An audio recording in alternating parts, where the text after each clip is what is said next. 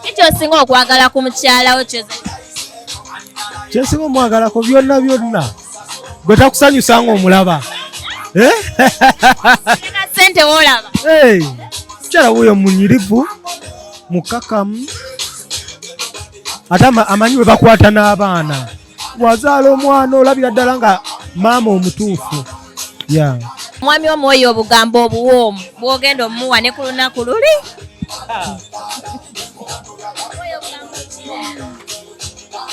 My love.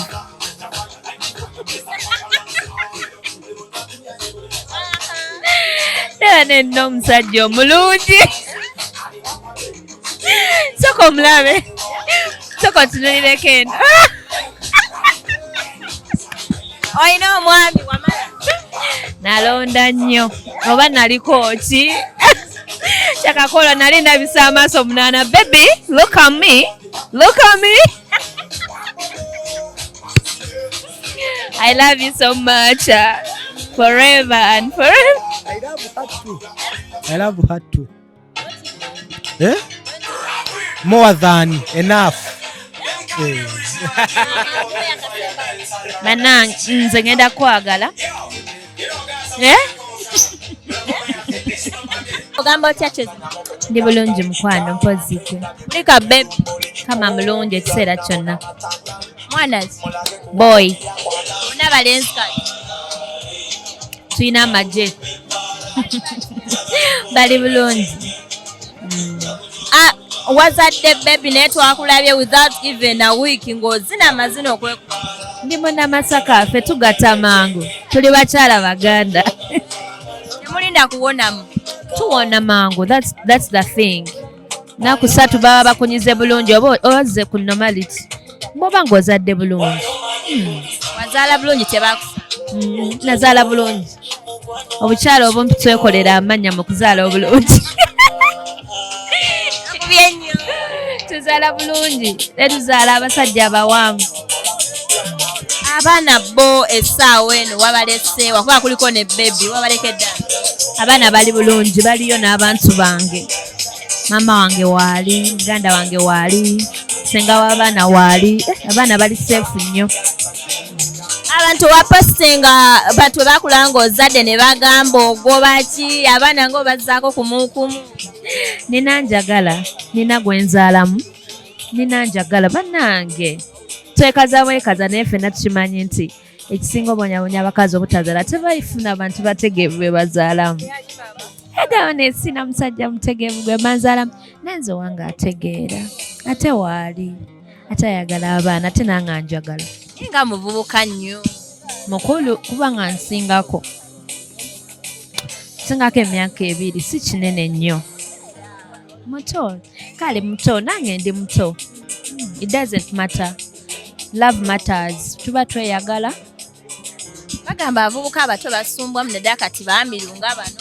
Nze kunze simulaba nga muto kuba mukulu kunze kati simanyi otherwise bagamba obuwala obuto obusumbwamu ate nange ndi kito ku ye. Abantu gamba nti no ozaala mangu gwe tekyakunyizaamu. Sizaala mangu. Naye we mba nzadde mangu. Chance. Abantu balina low infertility issues. Banoonya okuzaala nga Mukama bw'amuwa ekisa asobola obbagatika. Naye nga tekisoboka. Kati nze ngulaba nga mukisa. Atakiyitanga yatamanya nti mukisa, but to me it's a blessing. Amiro abantu ensonga ezo we bagamba nti wo munno omuzaalamu nnyo gwe amaanyi ge mangi. Ate wali yali akiŋŋambye. Ate tebakyogera bagamba congratulations. Wallahi tebabiŋŋamba. Naye nga mugoba ki? Tewali. Buli muntu yenna alina famire. Lwaki Mungu wa baba wadde ezzadde osobola oddigaana gwe toyagala baana? Kuti olimba obaagala teri atayagala baana. Sente ozisobola ozinoonya n'oziraba naye omwana bw'agamba nti abuze. By the way sente tuzinoonya ne ku myaka 6 ng'okyazinoonya kyokka omwana waliwo time nga tokyasobola mufuna. Cheze gole y'abaana bo y'abaana bameka. Omwami wange baayagala.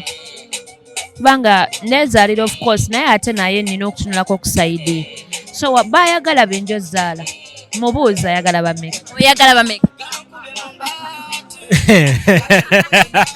ya mupiira wabula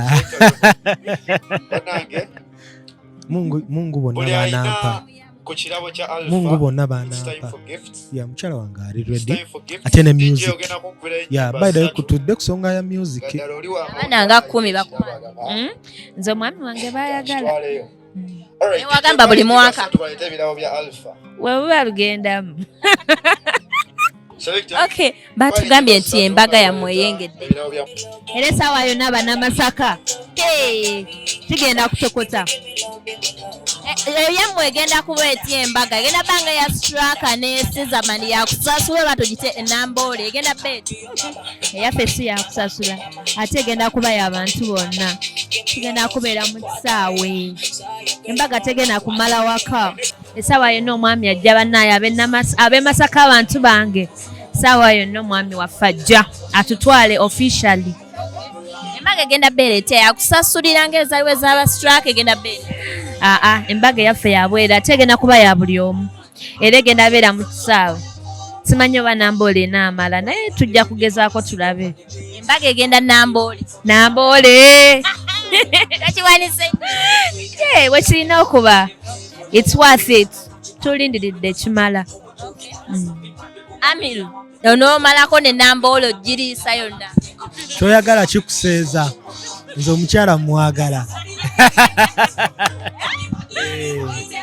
mwagala era ndirwedde okukola ekintu kyonna kyabayagala njala ku mutima gwabeere ng'alinako ebyafaayo banga ki mwezi gujja mwezi guno soko otupireko essaawa yonna mwemulinde sijja balabula bambale batya kwolwo olunaku ba namboole egenda ku tuli bannamasaka tulina okwewa kwambala nga twewesa ekitiibwa nga we bambala ku mukolo naye wetulabamu nti oli mukyala mulokole ate ye musiraamu mugenda mukikola kiti agenda fuuka mulokole baga ofuuka omusiraamu ekyo tufe tumanyi wetugenda okikola kyama kyaffe oba omwami yagala omukyala asiramu Mungu kyonna kyaba aleese aze ekikulu kya byonna byonna nti waliwo laavu n'okukwatagana ffe ng'abantu kyekisinga okuba ekikulu watulimba embaga nga kati bwe yakola fiye epaka lyo tetugiraba nze ndi musajja atuukiriza ssaawa yonna abantu basuubire ki ku lunaku olw'embaga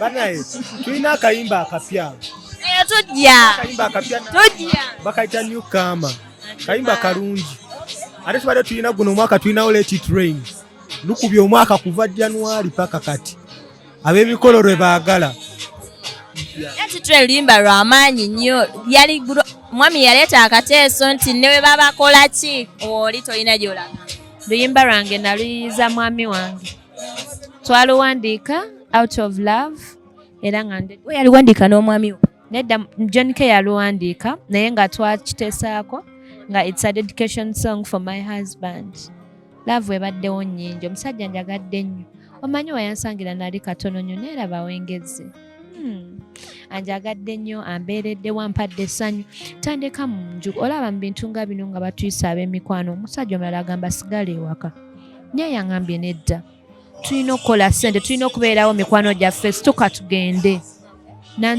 nakubira designer wange nabantungira olugoye nenzija he's such a lovely man bawange mugagga abamumanyi bamumanyi I don't have to talk about that he has enough money to feed me and my family omukazi tasigala we batamulabirira by the way I'm telling you fena tukimanyi he has it all look at him mbuye gwe manager wa Chosen Becky nga ebaka ensonga nze kikolagana ne music we ndiwo okuteekawo omukono mwera muyambako ne manager enamba kweri ku platforms ze mumukube kweyo enamba mujabba mutufuna ayinza ogikwata oba nze nyinza ogikwata enamba eri ku platform ye Tofunye mu kusomozebwa ku bafaani basajja because batugamba afuna omusajja n'amutongoza afuna mu challenge nti bate bakyamuwagira nnyo nga mu kisooka. Nze bampagira nnyo ate bannebaza bwebaza. Bambi Becky webale kuuma musajja bambi kikuume mukumagane musonyiwagane so nze si complain nga banjagala. Kyasinga okuleetera osalawo omutongozi omulage ne mu bantu nti yono omwami wange no matter what. Nze yanjagala saamutongoza mbu nomuteeke mu bantu na following omutima gwange na following love yanjagala nenkire I letted it rain. Ng'okuzaala kuzzaamu emabega abayimbi abakyala kituufu. It's not true. Golaba nze emabega. Tekuza mabega. It's a blessing. Kwongerawo love wakati wo n'omwami wo bondi future plans kulungi. Nga tumaliriza ebyokweyagala waliwo olina abaana basatu naye kuliko omu ataliwe co-parenting bonna babe n'omukulu bonna babe be bamutebi yes mubuuze mwana tomugaba mu kika kitali wano bonna babe tunuulira ogenda tuwayo ekivulu this year oba next year tugumiike era nakyo saawa yonna kijja next year this year it might be this year we hope kubanga nateredde nazzeewo so saawa yonna kijja agambe n'ebivulu wazzeemu okukuba tolina budde of course olaba ndi wano of course ebivulu mbikola. Executive captions bakomezaawo Zubeda Byantalo mu muzannyo namukwakula The Resettlement battle wakati w'abaana abannayuganda abaffe n'omunigeria Ken Erics Ugo. Zubeda njakukuba. Don't push me to the wall or you will see the other. Zubeda tontakula. Mujje mwenna nga tuwagira abazannyi baffe Zubeda Byantalo, Kaima Shafik, Phoebe K, Stella Nante, Jaja Bruce, Sunny K, Faye Tusha, Stickman Musudan, Yasin Kasauli, Shanita Muwonge, Whitney Nancha, Sharon Nsimenta, Ibrahim Babadi, Mildred, Grace, Naluja Hanifa, ne Irene Mugabe, ku Serena nga 18 November 2023 Victoria Hall okuyingira emitwalo 10 emmeeza milioni 3 emiryango gigulwawo ku ssaawa 4 ez'okumakya biwagiddwa UCC Codebase Entertainment Dembe Distributors Radio 4 UNCC NCF Mimi's Glamour Palace ECOP Enakazibwa Effects Design Sphere Rashida Veils and Makeup Spark TV Mwenya Dental Clinic Mengo Blood Bank UWEC Grow Project Sula Motors Rwanda Air